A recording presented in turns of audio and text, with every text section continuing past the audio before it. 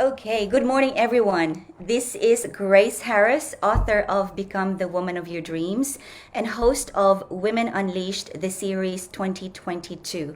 I have with me a very special guest from New York, Izolda Trachtenberg, today. And wherever you're tuning in from the other side of the world or Southeast Asia, let me know and just comment below and say hashtag live or hashtag replay if you are watching the replay. Today, I am so honored to be talking about a very, very important topic, and which is really how you connect with your inner genius through the power of your personal story, through the power of your adverse story that may have affected you as a woman in particular. Now, before I went on live here, I spent a few minutes private time with Izolda, and there's a couple of very very strong energy that I take from her and very grateful for. This woman is really about self-awareness, a lot of forgiveness in her energy, and a lot of personal empowerment. But the journey that she's been through has not been straightforward, and this really is a series of showing you that nothing is straightforward.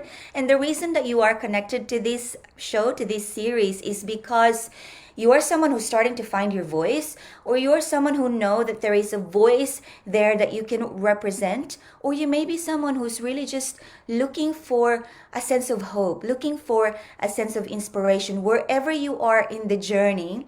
I want you to keep your heart and your mind open and stay with us. There are going to be questions here that may be confronting for you. They may even be triggering for you.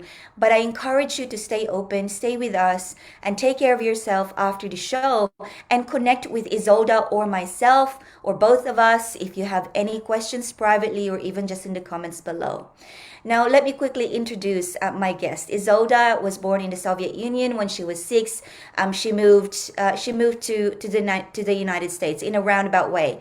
At the time, you can't travel straight from the USSR to the United States, but now she has been there since she was 7 years old, and she has a podcast which is really interesting, and that is called Intuitive Mindset Podcast. And so, Izolda, you are here with us this afternoon for you, Saturday, and this morning for me, Sunday. How are you? I'm doing really well, Grace. Thank you so much for having me. That is my honor and my pleasure. I am so excited for this conversation. Isolde, your background is that you were born in USSR, and the pretext of how you discovered your genius, your gifts, your talent, is that you gone through many years of child abuse from a parent. Before I ask you a little bit of a story on that, can you please educate us a little bit? What exactly comprises child abuse?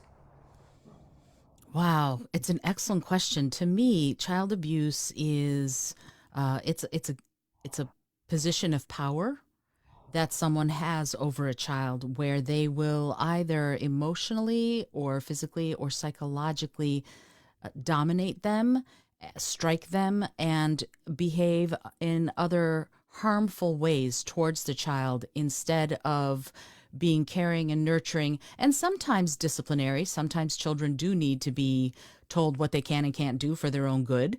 But when it becomes domineering to the point where the child is in fear, then it becomes an abusive behavior. That is a very detailed description. Thank you. Because the reason I asked that is there is still a little bit of a generalized myth out there, especially for folks like us who were born in the 60s and the 70s and even in the 80s, that child abuse is only ever done through physical abuse. So the psychological part and the emotional part is not being acknowledged. But like you said, in a way that it instills fear in whatever manner. So how did child abuse what was your general experience on it? Like, if whether you want to take us to a little bit of detail or not, but what was your childhood like, and how long did it actually last? How long did the abuse last, do you mean? Yes.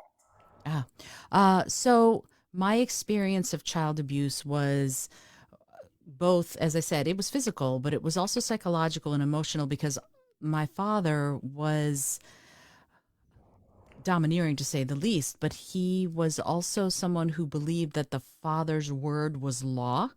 And the psychological aspects would be things like he would hold up a piece of white paper in front of us and he would say, I am your father, and if I say this piece of paper is black, your job is to say, yes, Dad, it's black.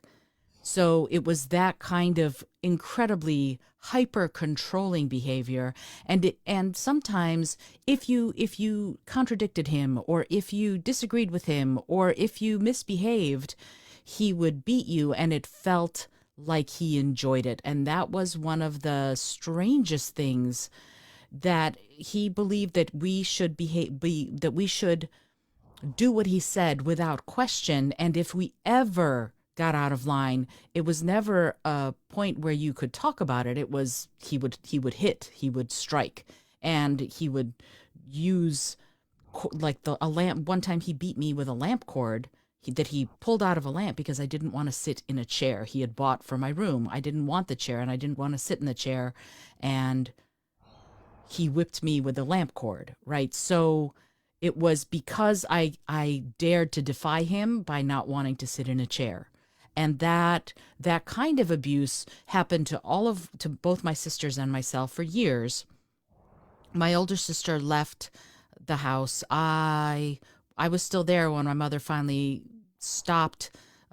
She got the courage up and she kicked him out of the house, and and they got divorced. But he stopped hitting me because I got into the martial arts. I started studying a karate called Ishinru, and became very good. And when he saw that I was able to start defending myself, lo and behold, it stopped, right? So, like any classic bully, when he realized that the person he was bullying could stand up for themselves and defend themselves, he stopped hitting. And that was a very profound experience in my life to have that happen. Wow. So you mean like when he learned that you can physically defend yourself? Is this what you mean? Yes. Hmm. Wow. Absolutely. Yeah. Absolutely. That moment when he went to hit me and I blocked him, he all of a sudden he realized that that was no longer a viable option for him. It was no longer an option. He couldn't do it without fear of repercussions. And immediately he pulled back because he realized things were different. And it took me, I was 14, it took me doing that for him to understand that he shouldn't do it, not because it was wrong, but because he might be hurt himself. And I wish it had been because he realized it was wrong. But as I mentioned to you before we started recording this, to this day, from what I understand, I'm not in touch with him, but to this day, he doesn't think he did that much wrong. He thinks he was a pretty good father. So that level of denial is quite something. It is, and it's a completely different conversation as well. So what I wanted to dive into now is, so you did martial arts, which was really physically empowering and Mm-hmm. psychologically empowering. But I know too that you've had a passion for music, but also quite a complicated relationship with that passion for music from when you were 8 or 9. Walk us through that relationship in the beginning and how it actually evolved. Sure. That's a great question. Thank you. So, my father wanted to hear piano and violin duets. So my older sister was made to play the piano, and I was made to play the violin. And I started playing the violin when I was 5. Whether or not I wanted to, it was just something that was required, 2 hours a day of practice, no matter what, because this was required of me. And I wanted to sing, and I didn't want to play the violin, although I had a talent for it. And when I was 8, I started singing in my school choir and realized, well, to back up a little, my mother is a singer and an amazing singer. She's an incredible singer. And I would sing with her at family gatherings. We would sing duets and things like that for fun to entertain the guests. But I didn't start singing with other kids until I was 8, and just fell in love with it. Fell in love with choral singing, fell in love with harmony, just loved it. And so started really wanting to do that more than to play the violin, although I still had to keep playing the violin. And I kept doing both. and really realized just how much self-expression I was allowed when I sang, that I wasn't allowed when I played violin, because I played classical violin, and that's very prescriptive. You must play things one way. But singing allowed me so much freedom and so much ability to express myself that it became a much more powerful avenue. And I really realized how much I loved it, to the point where when I was 14, that was I quit. I quit the violin for 10 years and would not touch it. And it was interesting because I used to bite my nails. My violin playing, the nails have to be short, and I used to bite them like crazy when I was young. And then the day I quit playing the violin was the day I quit biting my nails. And transformed everything, because from then on, all I did was singing, musical theater, choirs, and went on to become a professional musician, and really took that ability to express myself through song and moved it into one of the things that I do now. Is I go into corporations and organizations, and I teach them how to come together in harmony and how to work together in harmony through their voices.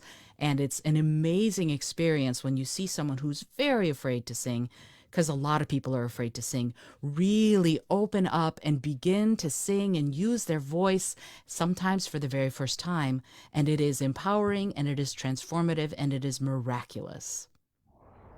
Wow, just when you tell me that you illustrate that story of transformation, I feel like I'm riding in this magic carpet, just exploring creativity and exploring beauty.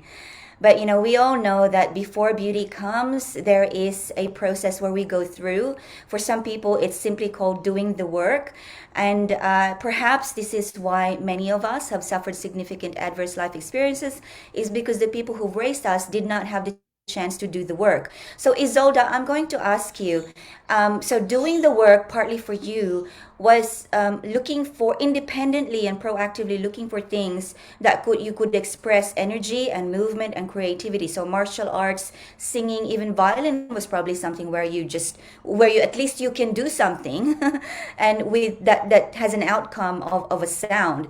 But my question is that away from these things where you can channel, and back in the household where that abuse is happening, what can you tell our audience? Um, what can they do in terms of within their psyche on their own? Where do they begin to gather the guts, like you have, to gather that independence and proactiveness in spite of the fear? Another great question. I think there are a number of things you can do. One of the things is to remember that you do have a voice. And even if it feels very stifled where you are right now, one of the things that we can look at is breathing and self-expression. And I always come back to the breath. Breathing is one of the most important things that you can do. Just taking a few deep breaths to get yourself out of fear, because it calms, elevates the parasympathetic nervous system, it calms yourself down. And I take it back to the very first thing. The very first thing you do. What is the very first thing you do when you're born? You breathe. You breathe. That's what you do, the very first thing. And what is the second thing you do? You You scream. wail? Yeah. Yes. Yes, but that's your voice, right? That's the whole point, is that we forget that the first thing we do is breathe, and the second thing we do is we use our voice. Literally the second thing you do when you're born. You can't really do anything else. So you scream. So one of the things that I would say, if you want to be uh, someone who is gathering your power, I call it gathering the sand to build your sandcastle, right? You're not ready to build the sandcastle yet, but you're gathering that sand.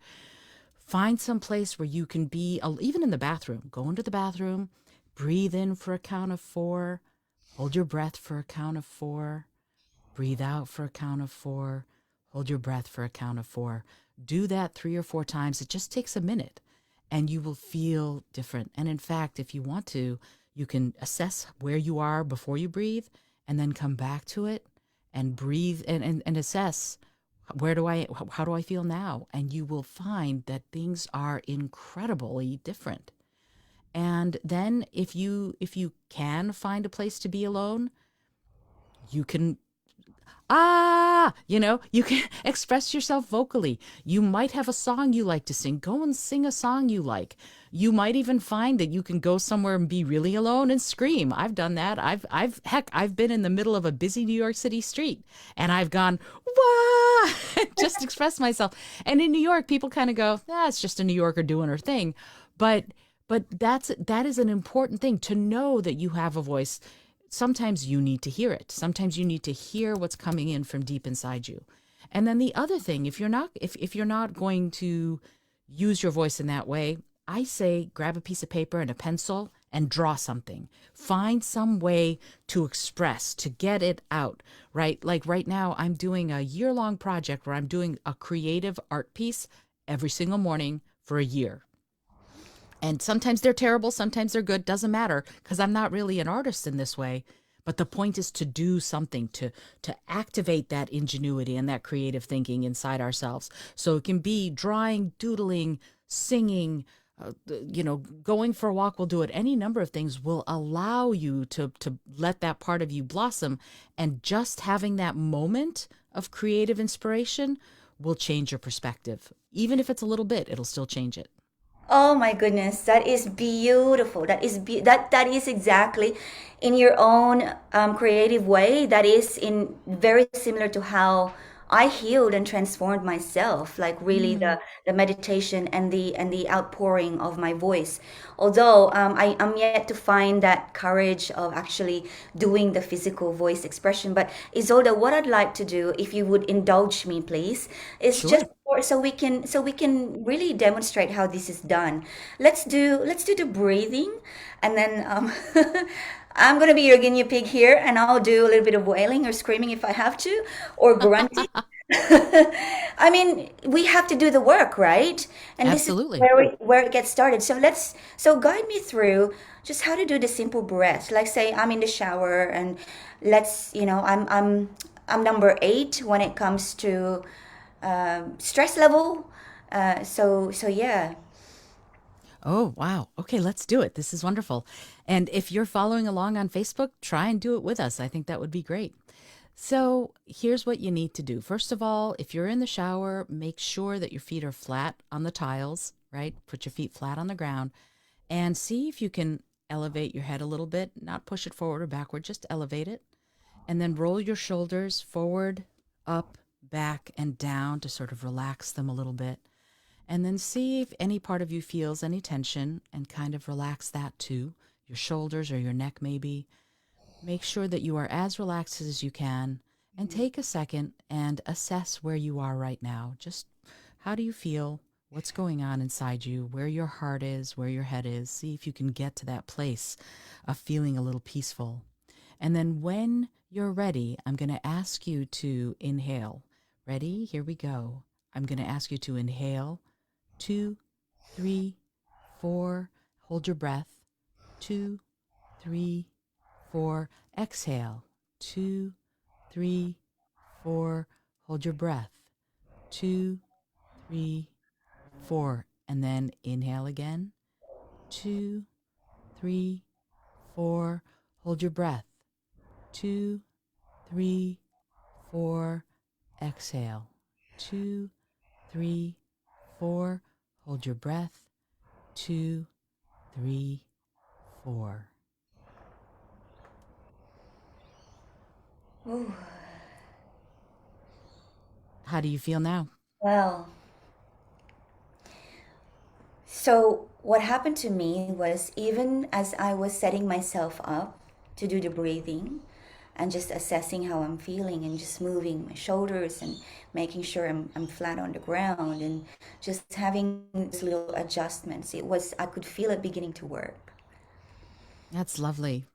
Yeah, and so I guess the work was especially for me could be different for others. Is that that is that getting used to the rhythm of the inhale for 4, holding for 4, breathing out for 4, holding again for 4, and then inhaling. So getting out of that intellectual counting and just having that rhythm. But it's beautiful. I thank you for indulging me. My pleasure. So, okay, so just one more little thing. How do I, because like you said, I mean, people, in Australia, people won't say, "Oh, she's just doing her Aussie thing, screaming in the street." So let's say I'm still in the shower, but people are sleeping, and I don't want to scare them and have them think, "What's happened with mom?" How do I actually? But if I really want to express something intense, and a lovely music wouldn't do it because that's just a little bit too positive. Let's just say, I've got this negative emotion. It's got to come out. No, it's got to come out now. Hmm. But I'm just too afraid to even let it go. And so I'm speaking for a lot of us who are listening here, and this might be useful for you. How do I actually, where do I begin? I know I heard people, I have a cousin she's a professional singer as well, and she talks about the diaphragm and all this. I'm like, I don't know, like, tell me. Okay.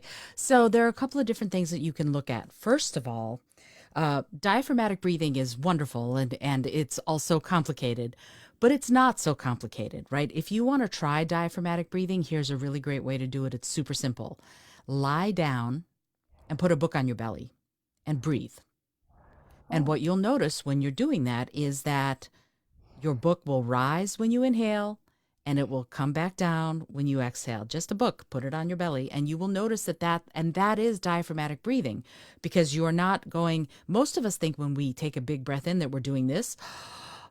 And I feel like I've taken a big breath in, but that's because we've only filled the top parts of our lungs when we raise our shoulders. So diaphragmatic breathing allows the diaphragm to flatten out so that your bottom part of your lungs can fill, and it gives you a lot more cleansing air than the top part of your lungs only. So that's a really easy way to tell about diaphragmatic breathing. The other thing about diaphragmatic breathing, it's really simple to try. Put your hand on your belly and just do this. Simple, simple, simple. Ready? It just go, huh, huh, huh. Try that with me. ha, ha, ha. Did you feel your belly getting a little tight when you were doing that? Like pumping a little bit. That's it. And that's how you do it. It's really simple. It's not hard to do at all. And it's a way of getting into that primal part of you. Huh, huh, huh. And so even if you can't right? Even if you can't go out and sing, and I think you can, but let's say you're not ready to sing yet. Let's say you're not ready for that primal scream yet. Just coming in and in the shower and just going huh, huh, huh, and getting that inhale and getting your belly in it will allow you. It doesn't have to be loud to be powerful. And in fact, when you think of wrestlers and things like that, they grunt. They don't go wah, they grunt. And that grunt moment, huh, huh, huh, lets you really get into that vital energetic part of yourself in a way that can be quiet but incredibly intense and still incredibly transformative. Absolutely. It reminds me of a dance from the Maori people, which is the natives of New Zealand. They have, I forgot what it's called, but they put on the Maori costume, and that's what they do is they grunt, and they have, and you Hmm. can see their stomach just holding that power. So I want to talk now about personal empowerment because this is really what you found in your creative genius. So how you talked about having that mindfulness in a quiet time, and going back to the first thing, which is your breath, and the second thing, which is expression. And if you don't have the grunting or the wailing capacity yet because you're not yet ready mentally, you can do art, you can express through words. So in your journey of personal empowerment, Izolda, how long was the process, and is the process, does it stop somewhere and you say to yourself, I'm good now? Or do we, what are we doing here? Are we aiming for something in particular, or are we just in the journey all the time? You're asking great questions, Grace. I love this. I think that it's a twofold answer. I think there will be milestones in everybody's journey where you go, I wanted to achieve this point and I've achieved this point. But for every mountain you climb, you get up to that top and you go, oh, there are more mountains to climb. Okay.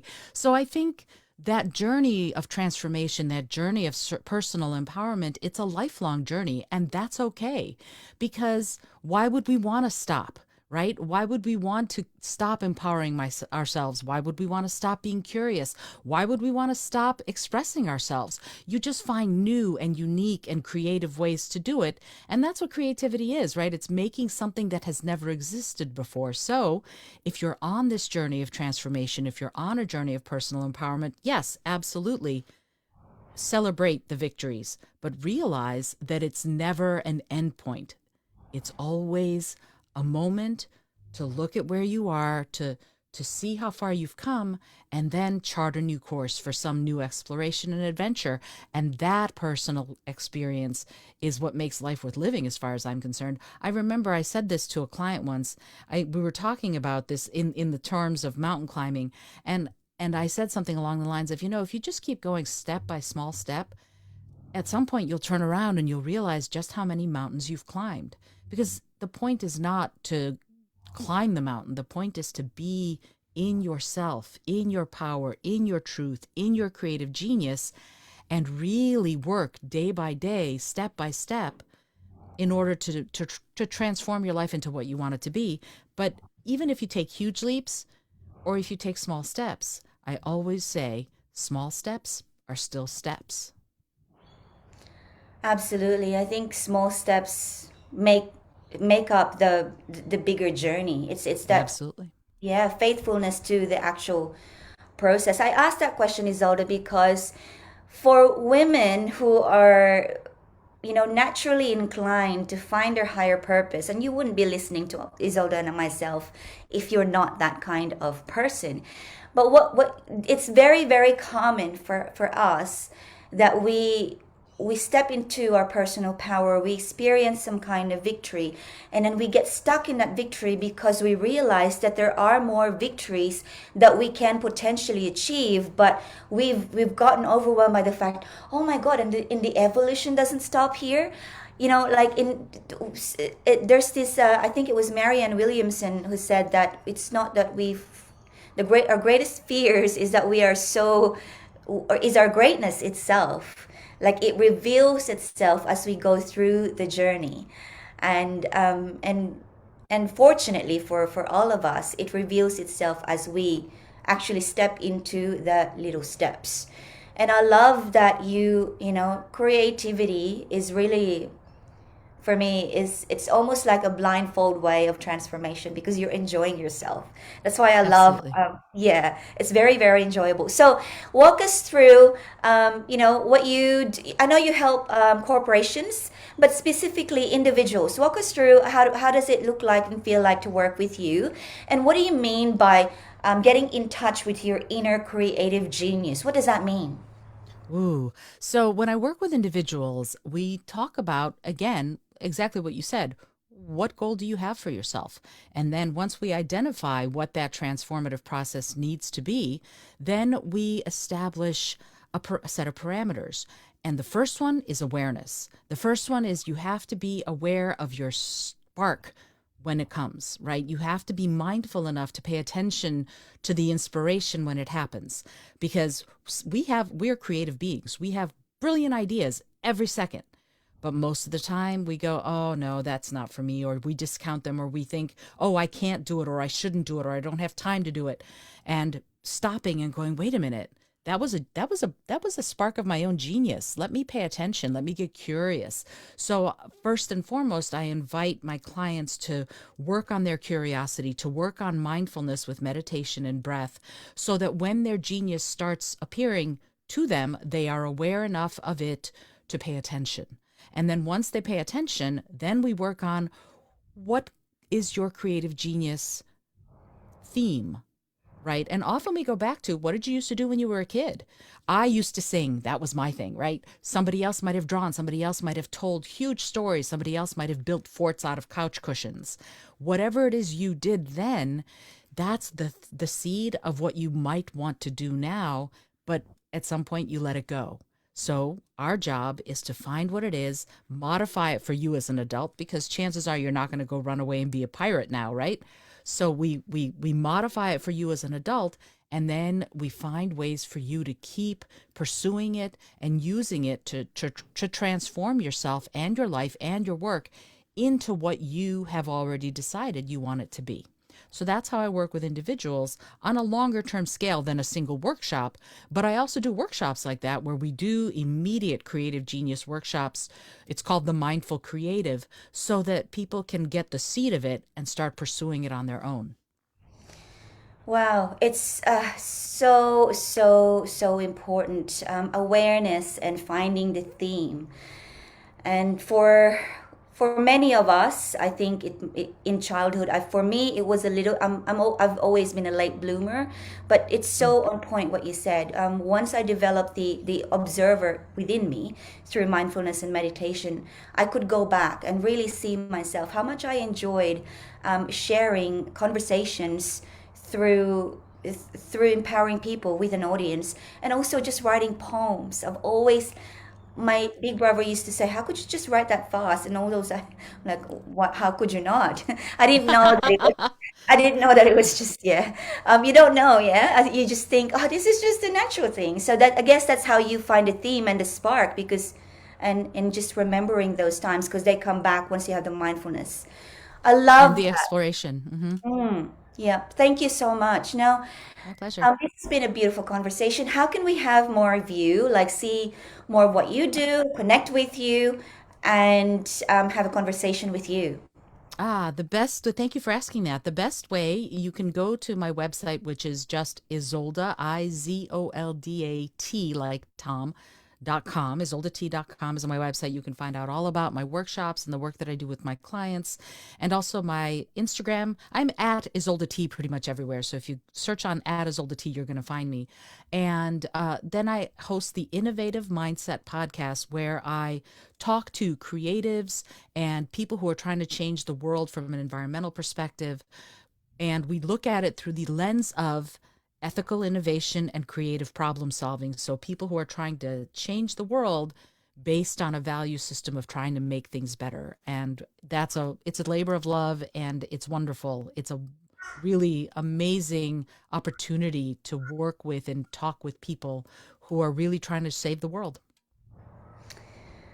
Wow. Thank you for what you do, and thank you for spending this time with me, and thank you for a little bit of lessons. I'd love to have more.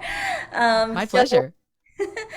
Isolda, you are an amazing person, and every one of you who have joined us here today, you are amazing.